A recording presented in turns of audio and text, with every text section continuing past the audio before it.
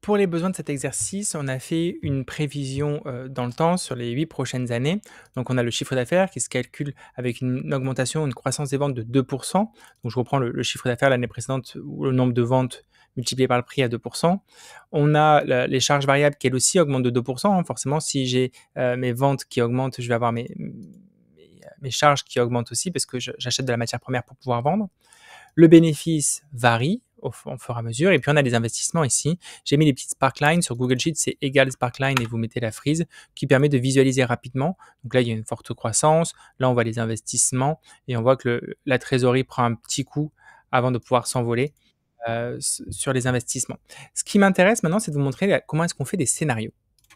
J'ai téléchargé, je vous l'ai mis dans le cours, juste avant, des extensions. Il y a Scenario Manager qui est bien, mais qui est payant et qui a une version d'essai de 14 jours, donc vous pouvez très bien vous amuser avec. Mais Causal est celle que je préfère parce qu'elle est relativement simple, à faire. Je vous montre comment ça fonctionne. Ça nous ouvre sur Google Sheets, c'est comme ça. Sur Excel, vous allez dans Données, sur la droite, tout à droite de votre ruban Données, vous avez, Analyse des scénarios et ça fonctionne de la même manière. Là, maintenant, j'aimerais créer différents scénarios parce que je suis pas sûr de mon prix de vente, par exemple. Donc, je vais créer un input. L'input, c'est de dire, cette donnée, le prix de vente, peut varier. Ça peut varier entre 3 et 10. Je suis pas, allez, c'est peut-être un peu large. Entre 3 et 6. Je suis pas sûr. Donc, je crée un input. La deuxième chose, c'est les unités vendues. Je vais créer un autre input pour dire les unités vendues. En vrai, je vais en vendre entre 15 000 et 30 000. Je sais pas combien je vais en vendre.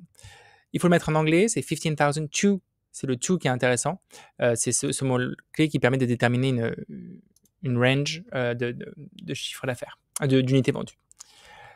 Ensuite, les outputs. L'output, c'est OK, quelle formule est impactée par ce calcul? Qu'est-ce qui m'intéresse? Moi, ce qui m'intéresse de vérifier, c'est le bénéfice. Je veux savoir si l'entreprise va faire du bénéfice avec, euh, avec ces différents calculs.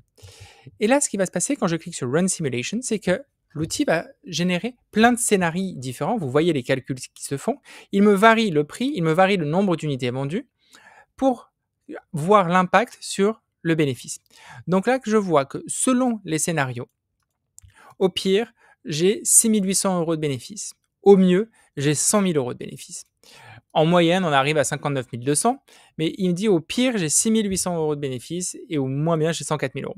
Donc, on est plutôt pas mal dans le sens où, même à 3 euros, je génère du bénéfice. Il me fait quelques simulations. Je peux continuer de faire des simulations au fur et à mesure. Vous voyez, tous les chiffres changent à chaque fois. J'en ai vu passer 2-3 où j'étais en négatif sur le N+2. Voilà, donc là, maintenant, il m'a fait plus de scénarios. Et dans les scénarios, il en a trouvé alors peut-être que c'était en mettant le prix de vente à 3 000 et le nombre de ventes à 15 000, mais j'ai une perte parce que je suis en négatif, donc je suis à moins 4 400. Donc là, c'est pas quelque chose qui me plaît. Donc je me dis qu'avec ces scénarios-là, on a quand même une grande range d'erreurs parce qu'on a 115 000 euros d'écart entre la perte et le bénéfice de 108 000 euros qu'on peut se faire. Forcément, si vous parlez à un investisseur ou un chef d'entreprise, il y en a un des deux qui le préfère.